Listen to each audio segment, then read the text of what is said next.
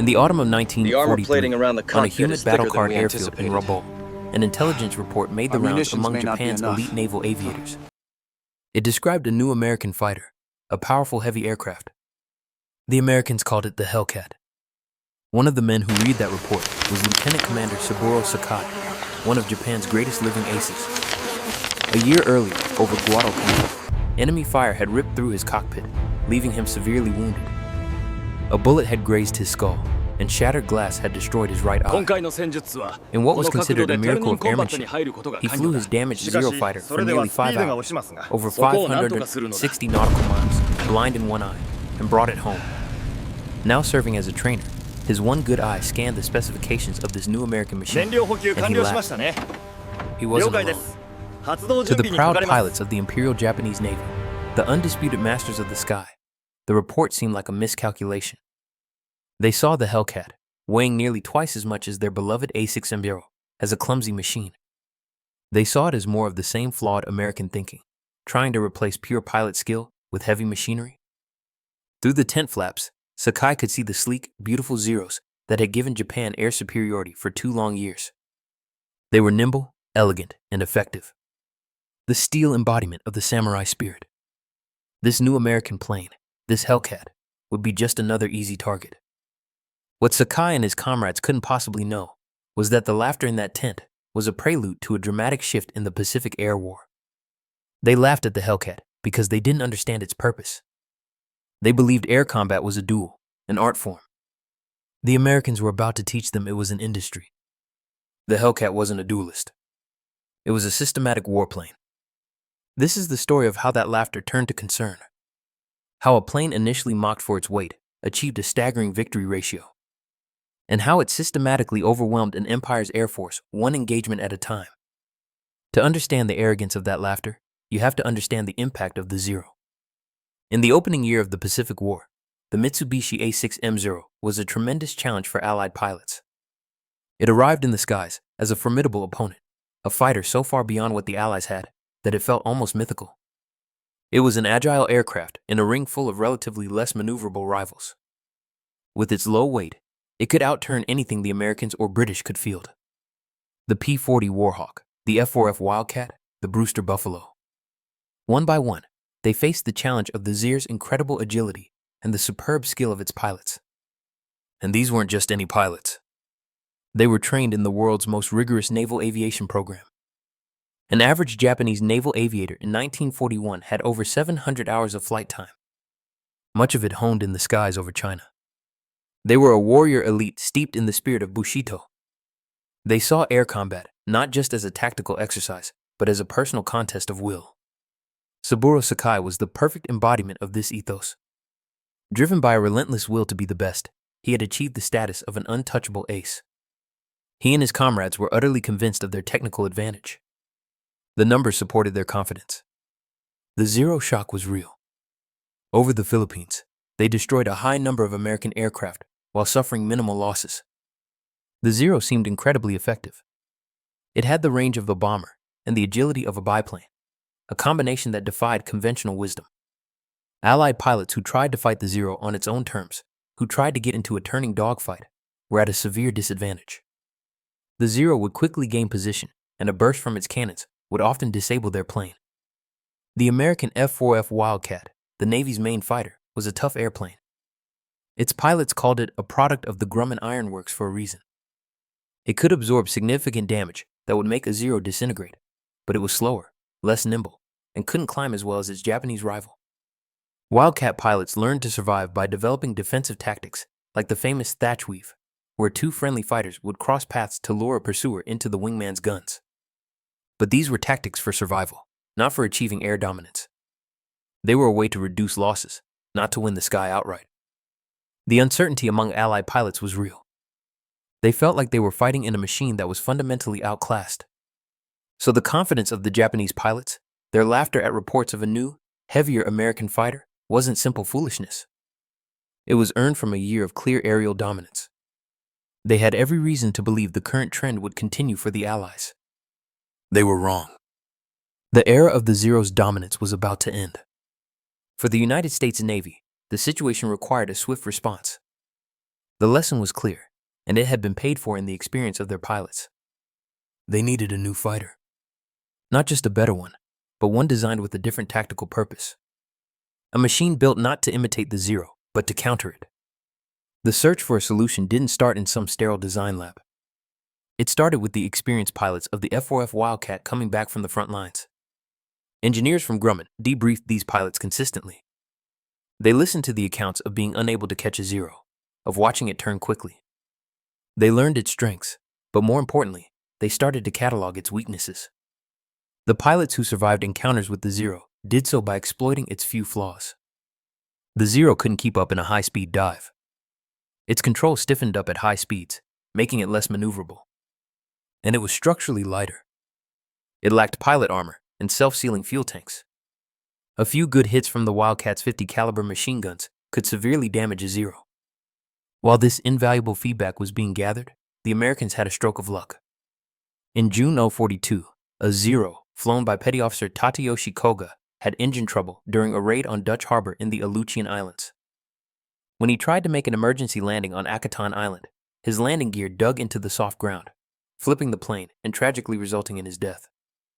There in the remote wilderness lay an almost perfectly intact A6 The Aleutian Zero, as it became known, was an intelligence goldmine. It was carefully taken apart, shipped to the U.S., and put through exhaustive flight testing. For the first time, American engineers could thoroughly examine their opponent. They confirmed what their pilots had suspected. The Zero was a marvel of lightweight engineering, but it was full of compromises. Armor, pilot protection, robust construction, even good radios, all had been sacrificed for maneuverability and range. What the Japanese saw as a philosophy of perfection, the American engineers at Grumman saw as a critical vulnerability. The blueprint for the Zero's countermeasure was now clear. Leroy Grumman and his team at the Ironworks didn't try to build a better dogfighter. They decided to build a heavyweight fighter.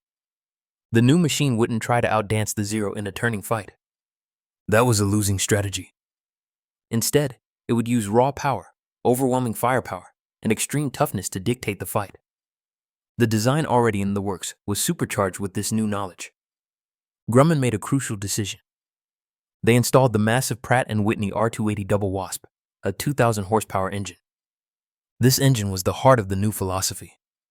It would give the fighter the power to climb above its enemies and the speed to dive on them, engaging and disengaging at will.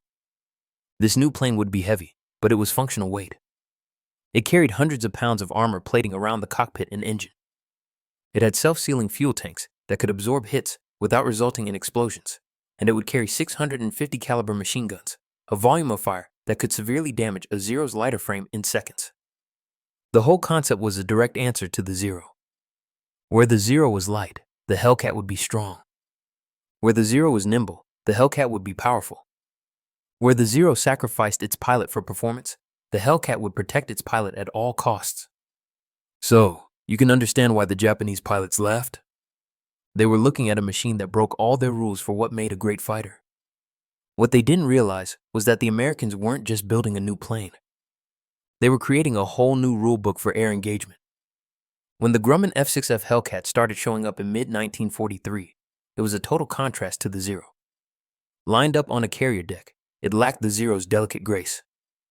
It was wide, barrel-chested, and brutally functional. It looked exactly like the heavyweight the Japanese pilots had mocked. But this machine was the product of a different and much more effective school of thought. At its core was that powerhouse engine, the Pratt & Whitney R280 Double Wasp, churning out over 2,000 horsepower. This power plant was the heart of a whole new combat doctrine.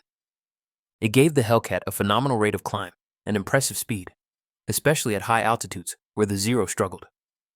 This power gave a Hellcat pilot the ultimate advantage, the ability to choose when and where to fight. If things looked difficult, he could simply use his speed to disengage.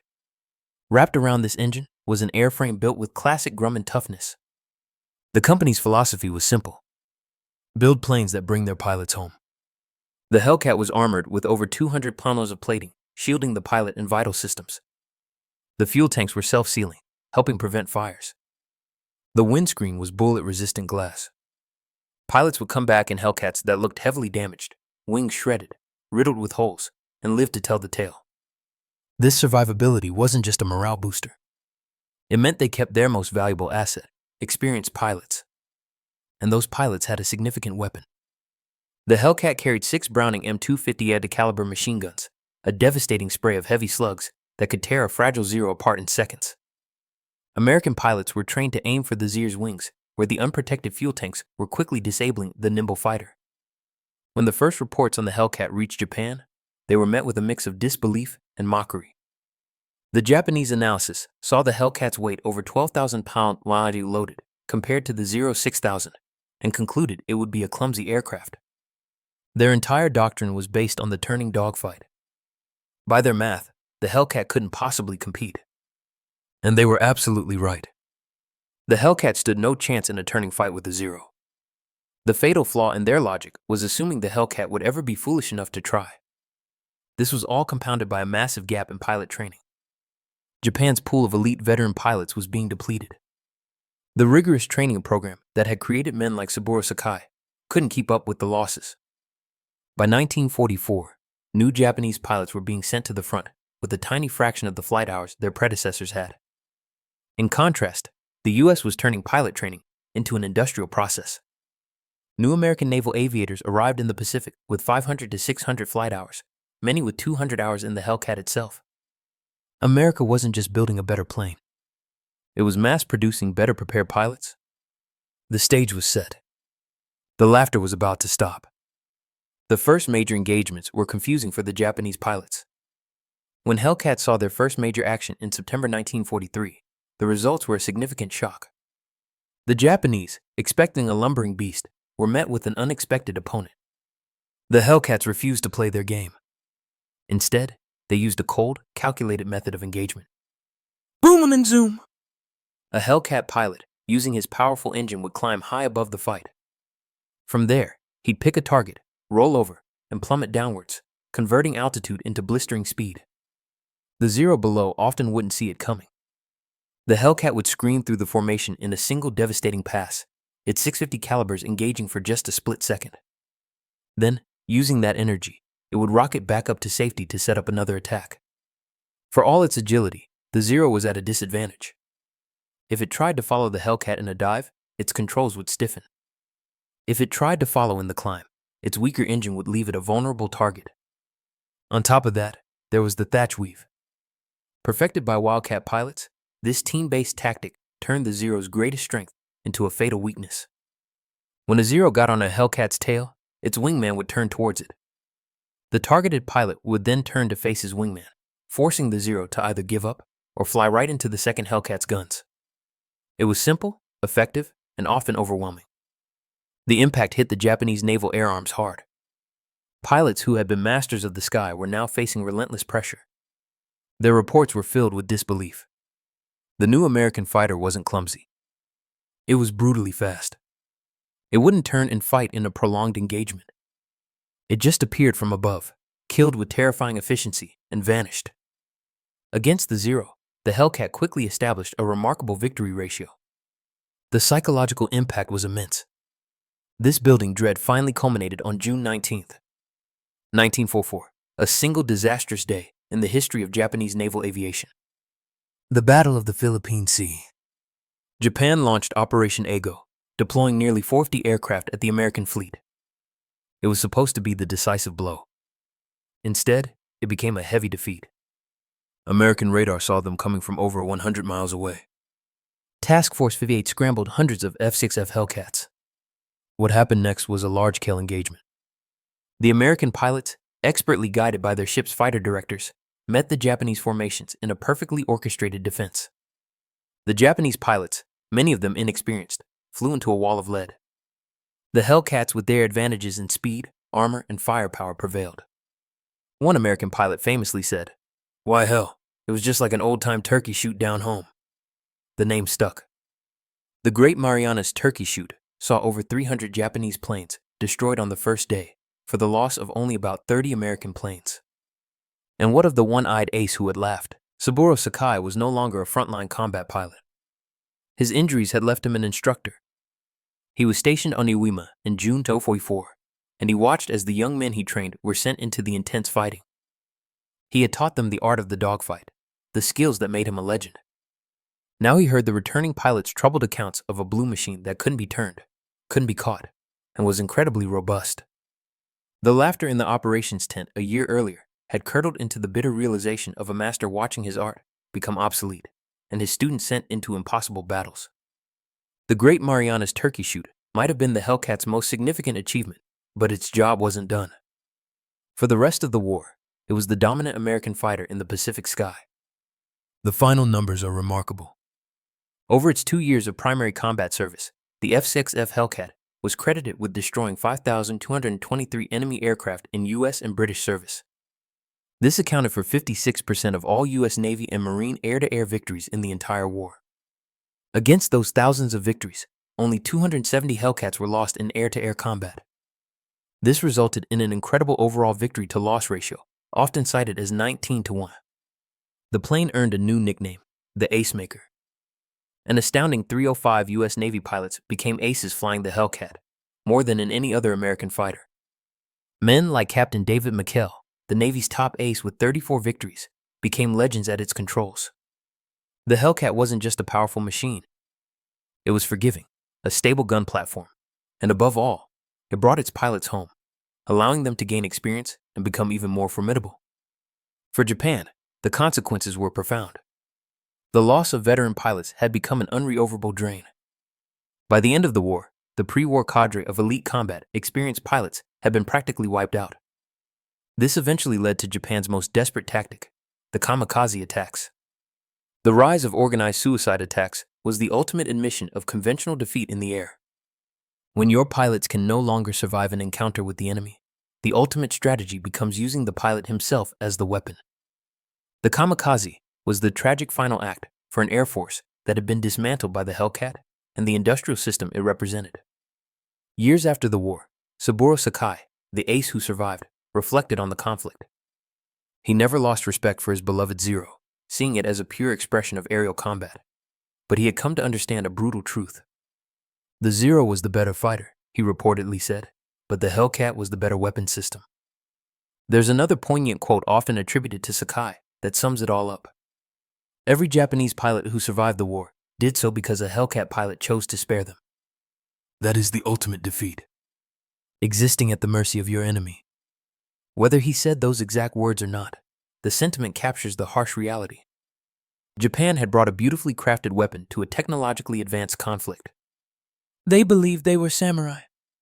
The Hellcat proved that they were simply men with outdated weapons facing the future. So the story of the Hellcat versus the Zero is really more than a tale of two planes. It's the story of two philosophies of war colliding in midair. 1. The Japanese philosophy was based on individual skill, agility, and a warrior spirit. A belief that the man could overcome any material disadvantage.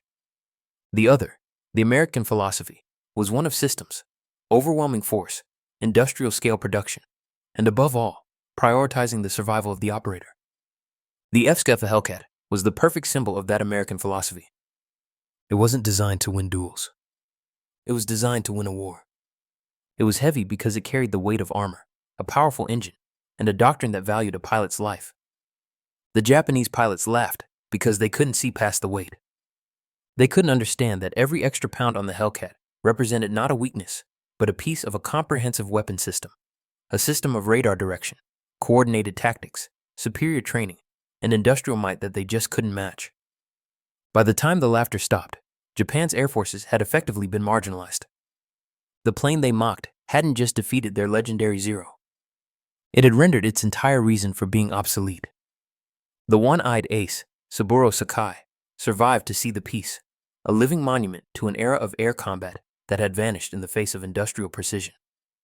The Hellcat had proven that in modern warfare, the most powerful weapon isn't always the sharpest sword, but the most robust and relentless tool.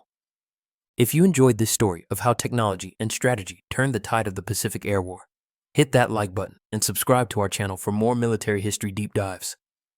And tell us in the comments, what other iconic matchups should we cover next? Thanks for watching. If you enjoyed this video and want to see more stories from World War II, make sure to subscribe to the channel. Your support helps us bring more forgotten battles, hidden histories, and untold soldier stories to life. And let me know your thoughts in the comments. What event or perspective would you like to see next? I read every comment.